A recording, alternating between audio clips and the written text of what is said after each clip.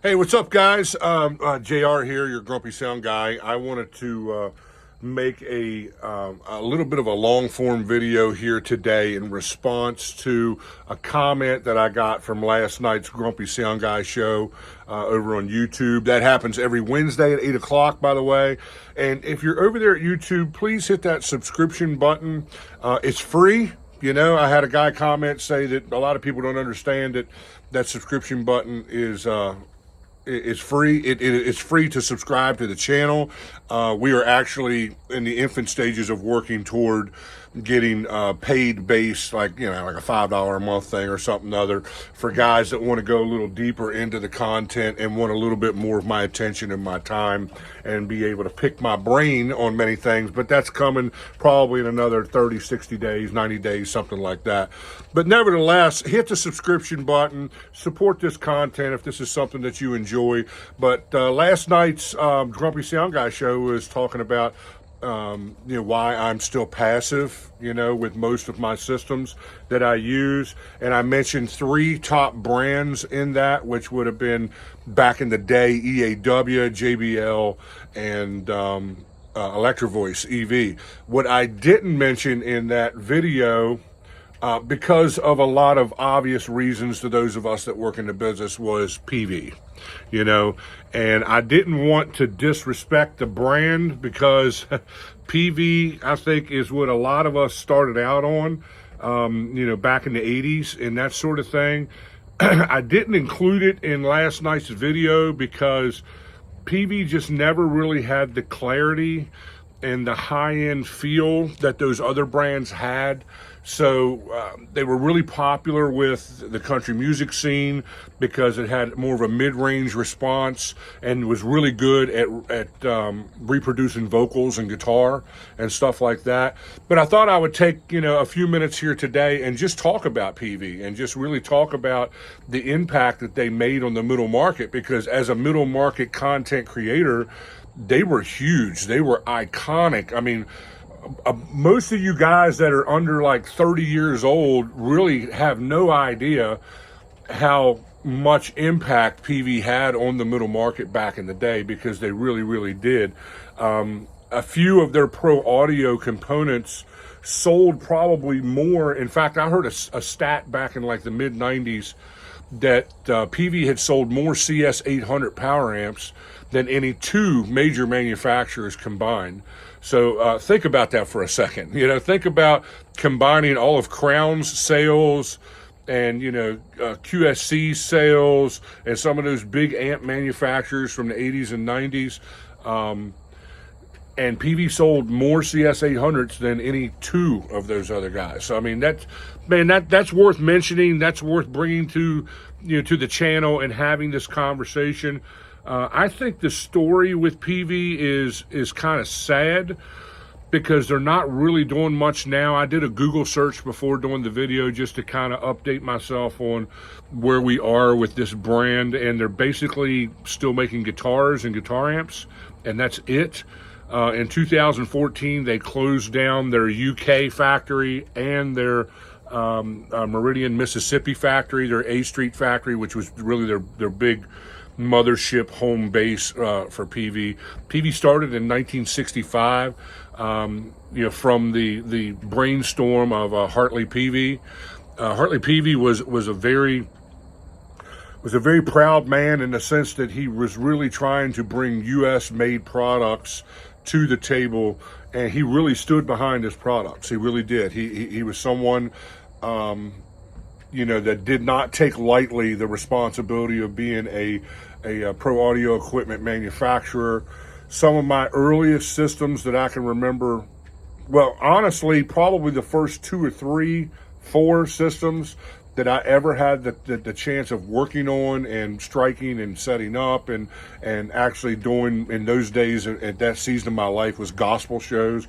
We were working in churches mainly.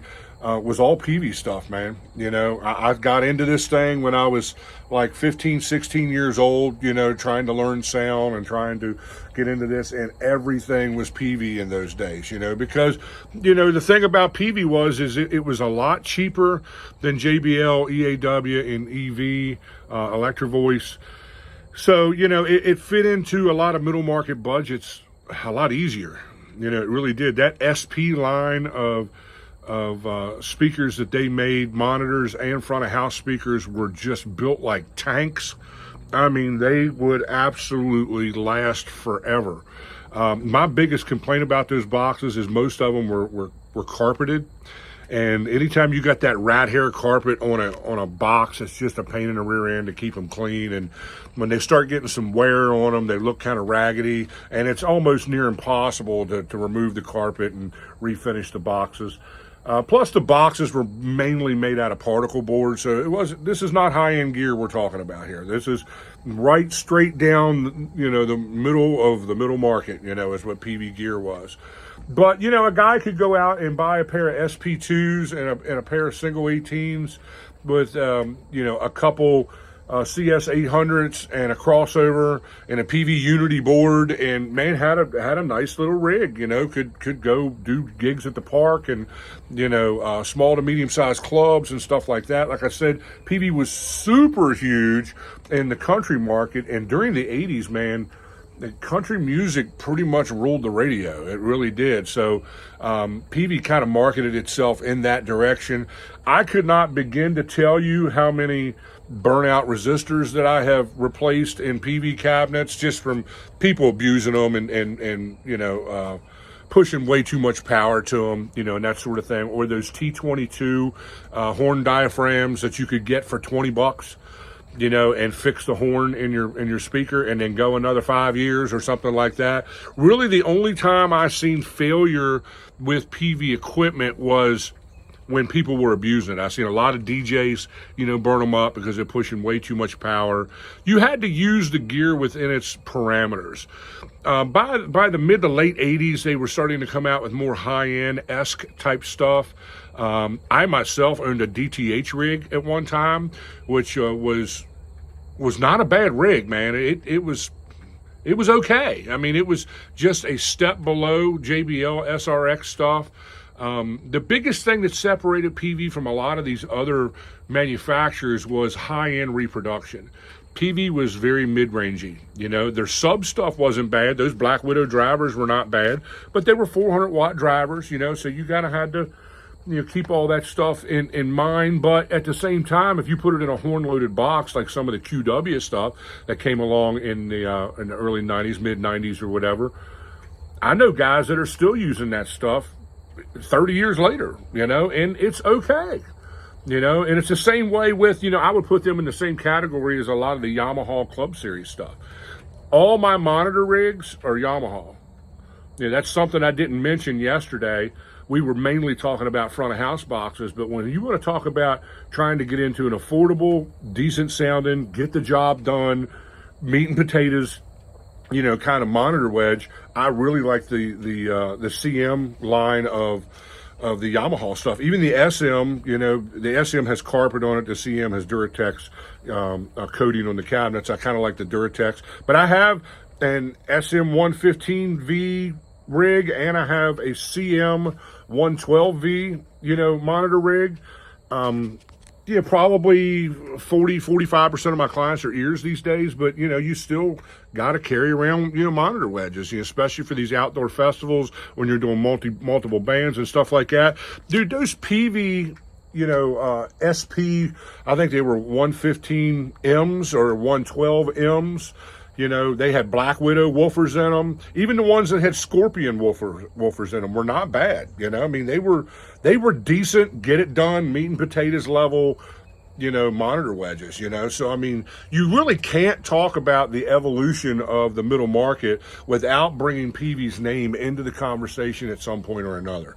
All of us, eventually graduated into, Soundcraft consoles, Allen and Heath consoles, and Crown Power and JBL or EAW boxes, and stuff like that. But what got us up off the ground and got us into the business and got us out here working was the affordability of Peavey, the durability of Peavey, and just making it work. You know what I'm saying? Just having a rig you could depend on night after night after night. And Peavey was one of those rigs. You know what I'm saying? I think that they kind of took a beating with the whole Chinese invasion of the pro audio market, back during, Y2K, even up into 2010. By 2010, we were really seeing a lot of Chinese manufactured middle market boxes. Most of the gear that we buy in the middle market is manufactured in China. Okay, let's just be real about that. The difference between good products and bad products that are manufactured there is the amount of quality control that manufacturer puts in place at the factory in China. So you got some companies who have bought out, named like EV is a great example of that, Electrovoice. They were bought out by a German company who just threw everything to a Chinese manufacturer. And outside of just the stuff, working and trying to have it, good enough to where when you unpacked it, it wasn't DOA. They really haven't done a phenomenal job of quality control there.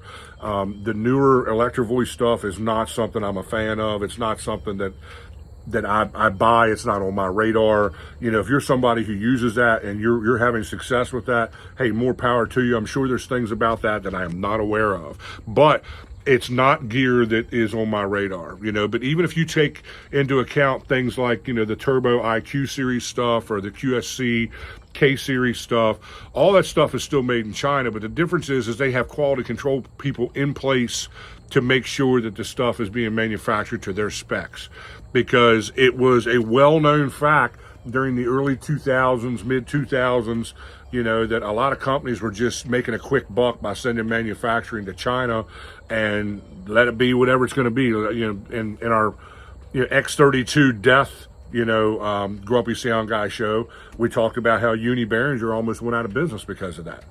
Because he realized he couldn't run a company over a fax machine. You got to have people in place on site, making sure that the equipment is built correctly. Well, Mr. Peavey was not somebody who was, at least this is my own personal impression. I have nothing to back this up. This is from a long-time Peavey, user and supporter. I always loved their bass guitar gear and stuff like that. And you got to realize guys like Steve Vai was playing Peavey at one time. Eddie Van Halen was playing Peavey at one time. I mean, they have definitely made their mark in the guitar world as well. So, as someone who has been a supporter of Peavey for a very, very long time, even if I wasn't using the pro audio gear, I was still very much in support of, what they were doing. And, some church installs had Peavey money. So we would put Peavey gear into those churches. A lot of churches I go into already had Peavey gear there. But I got the impression that Mr. Peavey wasn't necessarily someone who was ready to throw the reputation of his company out the window by moving everything over to China.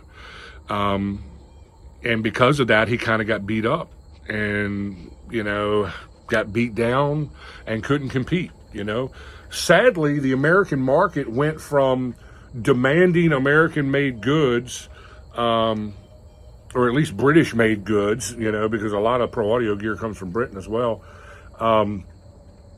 to being, quality didn't matter. It was about price.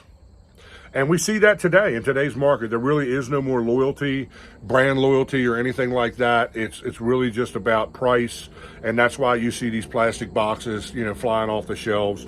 Now, I think the last thing I seen from Peavey was some kind of Chinese design digital mixer that really looked very, very Chinese. I don't know if he was maybe trying to dip his toe in that water to see what was going to happen with it. I don't know anyone who ever purchased that mixer to be able to give you any kind of review on whether it was worth its salt or not.